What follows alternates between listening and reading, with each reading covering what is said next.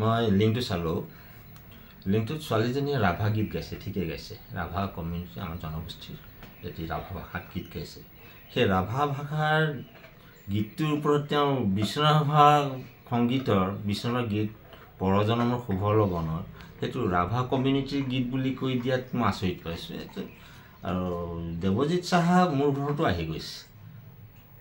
আহি গৈছে তেওঁ এইখিনি কথা অসমত থকা হিচাপে তেওঁ জনাটো দৰকাৰ আছিলে আৰু বিষ্ণুৰাভা কোন তাৰমানে তেওঁ জ্ঞানটো নাই তেওঁ বিষ্ণুৰাভাৰ গীতটো ৰাভা কমিউনিটিৰ গান তাৰমানে ৰাভা জনগোষ্ঠীৰ গীত বুলি কোৱা মই আশ্চৰ্য অনুভৱ কৰিছোঁ আৰু বিশেষকৈ অসমৰ এজন গায়ক হোৱা হিচাপে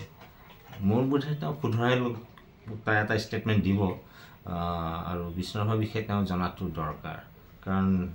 তেওঁ বেছি জনাটো দৰকাৰ এইকাৰণে মই কৈছোঁ বিষ্ণুৰাভাৰ টাচটোৱে আছিলে বেংগলী কমিউনিটিৰ তেওঁৰ জন্ম যিহেতু বাংলাদেশত তেতিয়া পূৰ্ববংগত হৈছিলে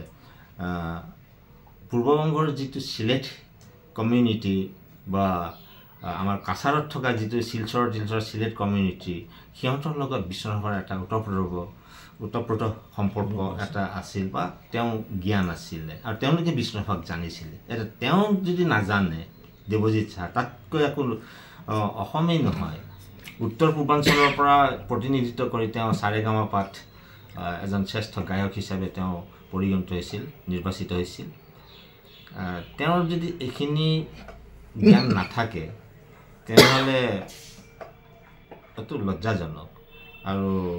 কিছুমান কথা মানে ক'বলৈ মানে ৰাজনৈতিকভাৱে ক'বলৈ আমি বাধ্য হৈ যাওঁ এসময়ত খিলাদিত্যও ক'লে বাংলাদেশী বিষ্ণুৰাভা তেওঁৰো জ্ঞান নাই এনেকুৱা আমিনুল ইছলামেও ক'লে বাংলাদেশী তেওঁৰো জ্ঞান নাই অথচ তেওঁলোকে অসমত আমি যুগ ধৰি অসমত আছোঁ বুলি তেওঁলোকে নিজকে দাবী কৰে কিন্তু বিষ্ণুৰাভাৰ বিষয়ে জ্যোতিপ্ৰসাদৰ বিষয়ে ফণী শৰ্মাৰ বিষয়ে শংকৰদেৱৰ বিষয়ে আনকি লেটেষ্ট আমাৰ ভূপেন হাজৰিকাৰ বিষয়েও যেতিয়া তেওঁলোকে ভুল ষ্টেটমেণ্ট দিয়ে বা ভুলকৈ কয় আমাৰ এটা সন্দেহ হয় সঁচাকৈ তোমালোকে অসমত যুগ ধৰি হাজাৰ বছৰ শ বছৰ থকাৰ যিটো দাবী কৰা সঁচাকৈ আছিলানে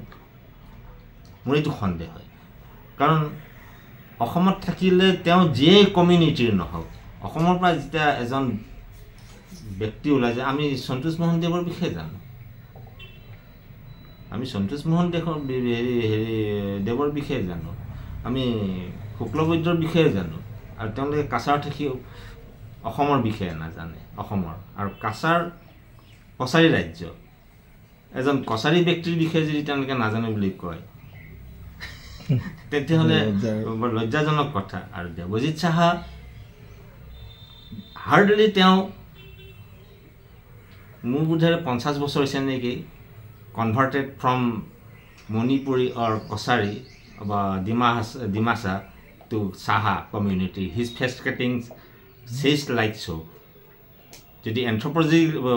এন্থ্ৰপলজিকেলি যদি আমি চাব যাওঁ দেৱজিৎ সাহাৰ কিজানি পূৰ্বপুৰুষ হয় ডিমাচা হ'ব নহ'লে মণিপুৰী হ'ব বা ত্ৰিপুৰী হ'ব তেওঁ সাহা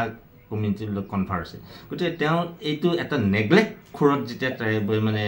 চেঞ্চত যদি কৈছে এইটো খুব লজ্জাজনক মইতো এইবাৰ হেৰিটো খিলাদিত্যকো মই মণিপুৰী বুলি কৈছিলোঁ তেওঁতো ফেচ কাটিং যিটো এটা ট্ৰাইবেল ফেচ মংগোলিয়াত ফেচ তেওঁলোকে দেৱ সাহা এইবিলাক তেওঁ কনভাৰ্টেড হ'ব পাৰে আমাৰ অসমত যেনেকৈ বড়ো ৰাভাবিলাকে কনভাৰ্ট হৈ পেলাই ডেকা দাস হৈছে তেওঁলোকে ইফালে কাছাৰতকৈ বা বাংলাদেশত তেনেকৈ সাহা দেৱ গোপ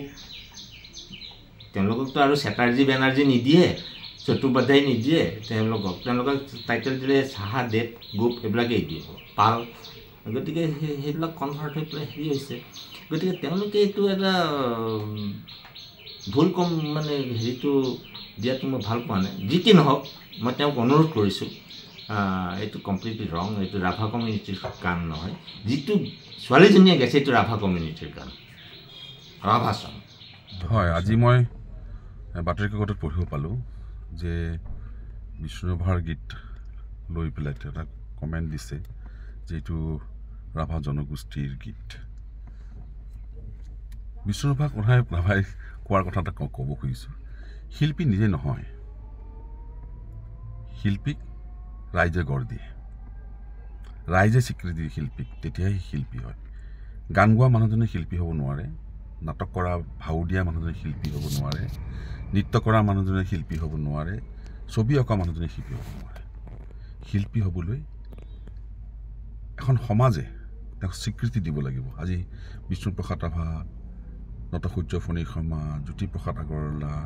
ডক্টৰ ভূপেন হাজৰিকা, খগেন মহন্ত, এইসকল যিখিনি জীৱিত আছে তেখেতৰ কথা নকওঁৱেই বাৰু, সেইসকলক শিল্পী হিচাপে অসমৰ ৰাইজে গ্ৰহণ কৰিছে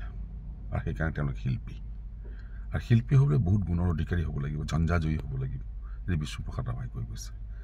গতিকে গায়ক হৈ পেলাই গায়কে জাতি এটাৰ, গীত এটাৰ, ভাষা এটাৰ, পৰিৱেশ এটাৰ যদি তেখেতৰ বেকগ্ৰাউণ্ডটো নাজানে, ফটকৈ কিছুমান কথা কৈ দিব নাপায়। আৰু দেৱজিৎ চাহাই গান গায়, গায়ক, তেওঁ কি ধৰণৰ গায়ক, কিমান হাই লেভেলৰ গায়ক সেইটো ক'বলৈ নাযাওঁ। তেওঁ নেশ্যনেল লেভেলত গান গাইছে, তেওঁ কম্পিটিশ্যনত জিকিছে, কিন্তু কথা কিছুমান তেওঁ ক্লিয়াৰ হ'ব লাগে। এটা জাতিৰ কথা আছে, কিন্তু অসমীয়া জাতিৰ কথা আছে। ৰাভা জনগোষ্ঠী মানে অকল বড়ো জনগোষ্ঠী, কাৰ্বি, ডিমাচা, মিচিং, তিৱা জনগোষ্ঠী মানে অসমীয়া নহয় বুলি নহয়। অসমীয়া বৃহত্তৰ অসমীয়া জাতিৰ এটা জনগোষ্ঠী। ফটকৈ এটা কমেণ্ট যদি দি দিয়ে তেনেহ'লে তাতকৈ লজ্জাজনক আৰু হ'ব নোৱাৰে। আৰু দেৱজিৎ চাহাক মই কৈছোঁ অলপ ষ্টাডি কৰক, পঢ়া শুনা কৰক, বাঙালীৰ বিষয়ে পঢ়ো না, বাঙালীৰ বিষয়ে তেওঁ নাজানিব হয়তো বহুত কথা, যিবিলাক কথা বিষ্ণুপ্ৰসাদ ৰাভাই বাঙালীৰ বিষয়ে বহুত জানিছিল, অধ্যয়ন হৈছিলে। তেওঁ জন্ম থাকাত, পঢ়া শুনা কলিকতাত, তেখেতে নিজে মূৰ্তি বনাইছিল, সৰস্বতী পূজাৰ মূৰ্তি, সৰস্বতী গোসাঁনীৰ মূৰ্তি, প্ৰতিমা বনাইছিলে। কলেজৰ ষ্টুডেণ্ট হিচাপে মূৰ্তি বনোৱা কলিকতাৰ প্ৰথমজন ব্যক্তি আছিল, ছাত্ৰ আছিল বিষ্ণুপ্ৰসাদ ৰাভা। গতিকে এইবিলাক কথা ফটকৈ কৈ দিলে মানুহৰ চকুত, মানুহৰ নজৰত, মানুহৰ দৃষ্টিকটু হয়। আৰু দৃষ্টিকটু কাম মই কৰিবলৈ মানা কৰিছোঁ। দেৱজিৎ চাহ, তুমি এই য'তে ত'তে জাদা কথা নক'বা,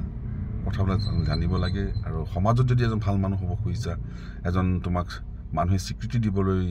বিচৰা তুমি মানুহ যদি হ'বলৈ বিচাৰিছা, তেনেহ'লে যেতিয়া তেতিয়া যিবিলাক কথা ক'ব নাপায়।